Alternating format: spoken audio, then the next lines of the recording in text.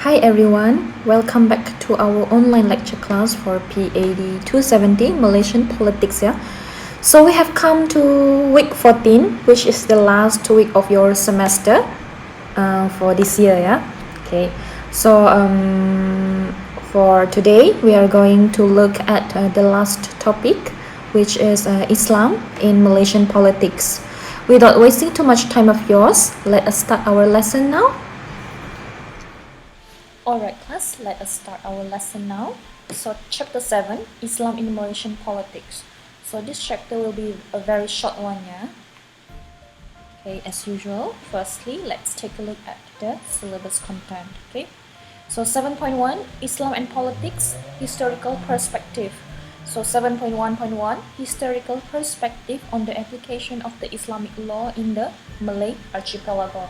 So how does everything begin? So this part we will look at how the Islamic law is being exerted in Malaysia. Okay, and 7.2, Islam and Constitution. Okay, so there are 4 subtopics under Islam and Constitution. The first one is Islam in the Federal Constitution. Second one, the definition of Islam as the official religion of the Federation and its impact on Malaysian legal system. Next one, amendment of the Constitution, which is in Article 121, and also the status of Syariah Code.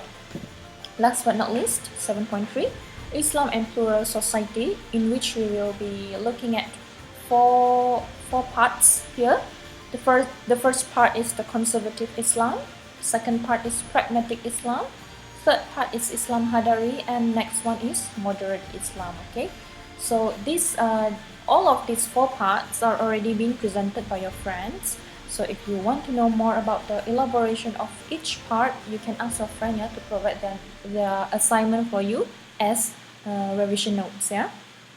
Okay, so let's start with 7.1.1, Historical Perspective on the application of the Islamic law in the Malay Archipelago. Okay, so according to Farid Al-Attas in 1985, seems to be convinced that there is ample evidence that Arabs, Indians and Persians traveled to the Malay Archipelago and even inhabited some of the more important parts there as early as the 9th century. Meanwhile, Arnold in 1968 claims that the different Muslim settlements of traders in the Malay Archipelago laid a firm political and social foundation for the establishment of Islam in the region. He identified that there were Sufis disguised as traders. The Sufis did not come as conquerors like the Spanish in the 16th century, did not use the sword as an instrument of conversion, and did not arrogate to themselves the privileges of a superior and dominant race so as to degrade and oppress the original inhabitants. They simply came in disguise of traders and used of all of their superior intelligence and civilization in the service of their religion, rather than as a means towards their personal aggrandizement and the amassing of wealth. Okay. Islam was also brought to Malaysia by Indian Muslim traders in the 12th century AD. It is commonly held that Islam first arrived in Malay Peninsula since Sultan Muzaffar Shah I in the 12th century of Kedah. Hindu name is Praong Mahawangsa, the first ruler to be known to convert to Islam after being introduced to it by Indian traders who themselves were recent converts. In the 13th century, the Terengganu stone monument was found at Kuala Berang, Terengganu, where the first Malay state to receive Islam in 1303. Sultan Megat Iskandar Shah, known as Parameswara prior to his conversion, is the first Sultan of Malacca. He converted to Islam after marrying a princess from Pasai of present-day Indonesia. The religion was adopted peacefully by the coastal trading people of Malaysia and Indonesia, absorbing rather than conquering existing beliefs. By the 15th and 16th centuries, it was the majority faith of the Malay people. So this is the history of Islam in Malaysia. It is general understanding that Islam came to Nusantara or the Malay world before the post-colonial European era. Islamic law had debuted in Indonesia with Islam's early introduction to the archipelago. Nevertheless, scholars disagree on the exact date of Islam's arrival to the archipelago. S.Q. Fatimi and Sheikh Naqib al-Atas, for example, say that the first wave of conversion to Islam occurred in the 8th century. Many others, such as Schrick, Barrison and Hall, assert that it took place as late as 13th century. So there are two contradictions over here, yeah.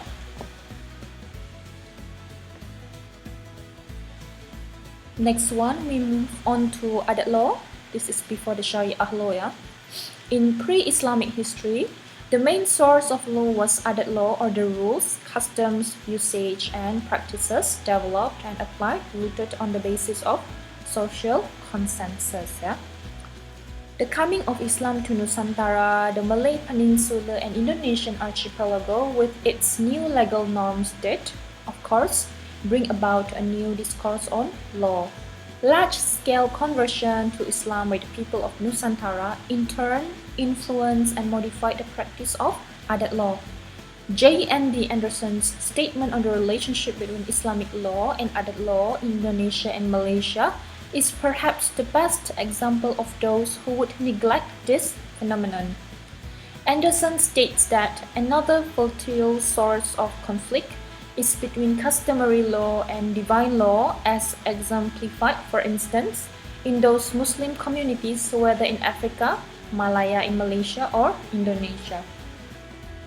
To view the relationship between Islamic law and Adat law as purely conflict-ridden is to assume that Islam was brought into forceful confrontation with local customs. Given the fact that Islam spread peacefully in the archipelago, the influence of Islamic law on Adat law can be interpreted as a culturative process necessitated by high level of cultural interaction. Adat laws in Indonesia were never uniform but were instead tailored, regulated, and applied on the basis of regional custom. The arrival of Islam did not signal the end of Adat law.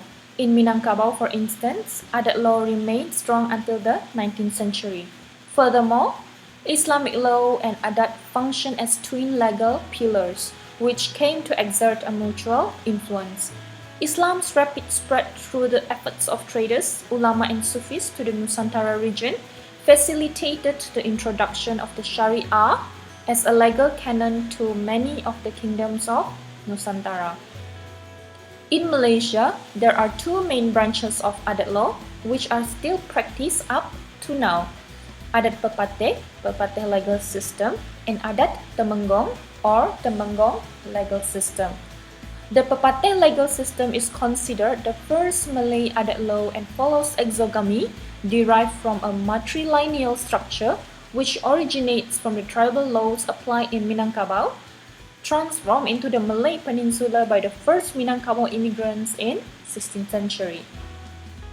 Meanwhile, for the Temenggong legal system, on the other hand, tends to follow a bilateral system of social organization, with specific emphasis on endogamy and patrilineal system, which originates from southern Sumatra with its autocratic and patriarchal Hindu institutions prior to Islam.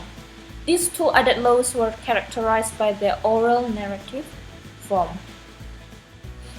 Once Islam was well established, undeniable change overtook the procedure and substance of Adat law as a result of the influential tradition. The influence of Islamic jurisprudence on Malay Adat law is the most felt in the areas of material or substantive law, as is apparent from the Malay Legal Digest. Procedural and institutional areas of the legal system do not seem to have changed, however. This event, to some extent, indicated the harmonious relationship between Adat and Islam and showed the great demand of Muslims to apply Islamic law. It was in 1880 that the British approved the enforcement of the Mohammedan marriage ordinance, which regulated Muslim marriage and divorce. Okay, Syariah law. changed the Adat law. Yeah? The Malacca Sultanate in the 15th century applied officially two forms of Sharia-based law.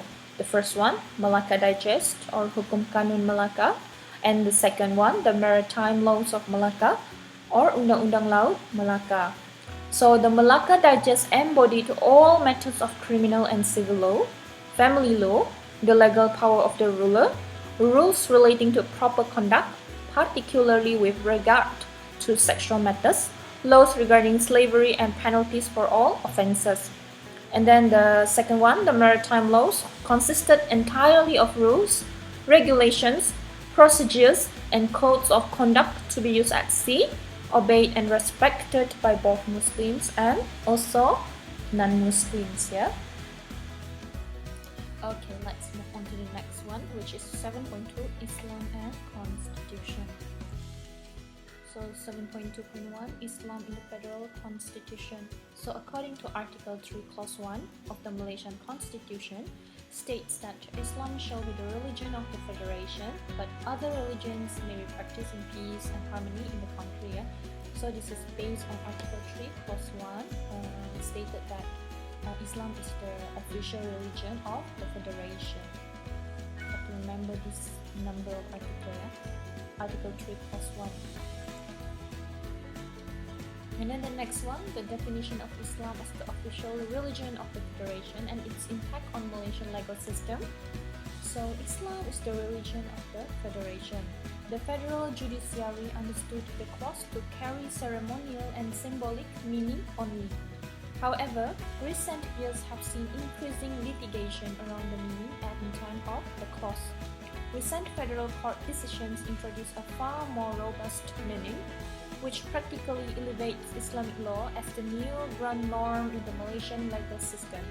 Jurisprudence on the matter is still unfolding, but what is clear, and what has been clear for quite some time, is that two legal camps or radically divergent divisions of the appropriate place for Islamic law and liberal rights in the legal and political order. The amendment of the Constitution in Article 121. Okay. Article 121 is the judicial power of the Federation. The Mahathir administration introduced Article 121 Clause 1A as a constitutional amendment in 1988. On its face, the amendment sought to clarify matters of jurisdiction between the civil courts and the Sharia courts. The clause states that the High Courts shall have no jurisdiction in respect of any matter within the jurisdiction of the Sharia courts. Yeah? The status of Sharia court. Article 74 of the Federal Constitution, okay, remember this, yeah? 74, read together with the state list. 52 prescribes that Islamic law and Islamic matters, including the establishment of Sharia courts, fall under the jurisdiction of the state. Yeah? According to the state list, the legislative power of the State Assembly to legislate on Islamic law and Malay customs is confined to 26 matters. Yeah, all of the 26 matters have been summarized in here. Okay, all of these points are here. The first one: succession, estate and intestate, betrothal, marriage, divorce, dower, maintenance, adoption, legitimacy, guardianship, gifts, partitions, and non-charitable trust. Okay.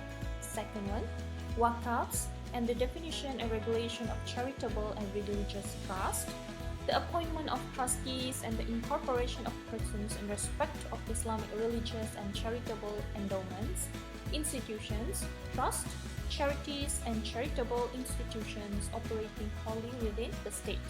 Okay. Number 3, Malay customs. Yeah. Number 4, about zakat fitrah. Zakat, fitrah, and baitul mal or similar Islamic religious revenue. Number 5, mosques or any Islamic public places of worship.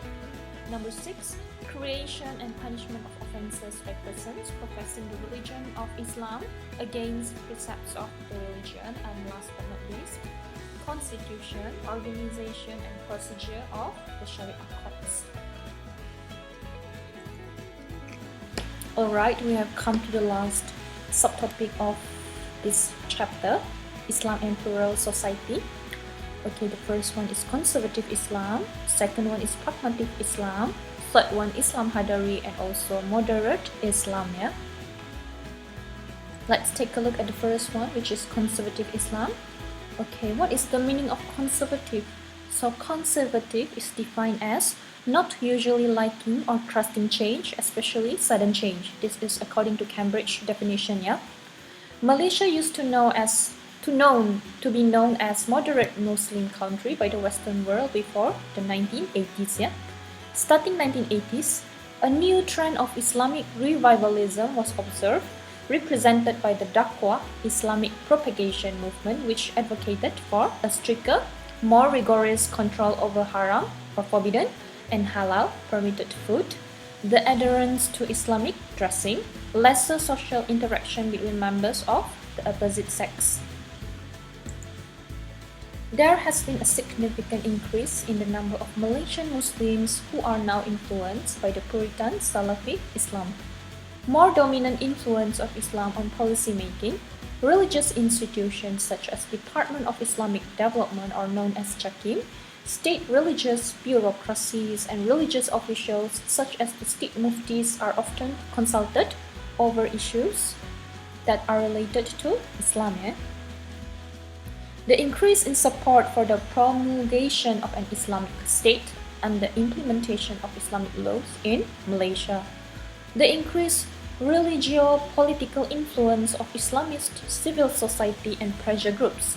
In Malaysia, groups such as Pembela Islam Malaysia, an umbrella organization comprising some of the most important Islamic groups such as the Assembly of Malaysian Muslim Youth, or Angkatan Belia Islam Malaysia, the abbreviation is ABIM, and Malaysian Ulama Association, or Persatuan Ulama Malaysia, PUM, have played crucial roles in pressuring the Malaysian government and authorities to limit the public engagement of Islam. And then the second one, Pragmatic Islam. So what is the meaning of pragmatic? It is defined as solving problems in a sensible way that suits the conditions that really exist now, rather than obeying fixed theories, ideas, or rules. So this is according to Cambridge as well. Yeah. Meanwhile, Islam Hadari emphasizes the need for balanced development, which covers both physical and also spiritual development. So there are 10 goals of Islam Hadari in Malaysia. The first one is to have faith and piety to Allah. The second one, a just and trustworthy government, is to give rights to those who are entitled and exercise justice regardless of race, color, rank, or religion. Number 3, prioritize the better quality of life of society in order to produce a creative and innovative thinking society. Number 4, mastery of knowledge. Number 5, a balanced economic development to reduce poverty rates. And number 6, a good quality of life. Number 7, protection of the rights of minority groups and women. Number 8, cultural and moral integrity. Number 9, environmental protection. And number 10, build a strong country's defense. Yeah.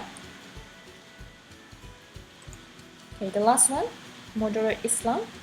Islamic moderation is a rendering of the word wasatiyah in Islamic literature. The word holds many different interpretations, but without correct practical knowledge, it becomes ambiguous and unusable. Self-knowledge is a phrase that is used in psychology to characterize the evidence that a person relies upon while seeking to locate a response in his or her head to some question. Okay, so I think I have mentioned this earlier on. All of these 3 subtopics, the conservative Islam, pragmatic Islam, Islam Hadari, and moderate Islam, you can find it, the elaboration of it, in your friend's assignment, yeah, because one of your groups here has already presented topic regarding on this one. So if you want to know more about it, just ask them the assignments and you can use it as your revision notes. Yeah. Okay, class. So that's it for today, and that's it for our last chapter in PAD270, which is Islam in Malaysian politics. So I hope you guys enjoy everything, enjoy all the lessons throughout the semester, and I hope you guys still feel that you can learn it bit by bit. Okay, you can reread everything again next time. So for now, please take care of yourself, stay safe, and all the best and good luck in your final exams. Yeah. Okay.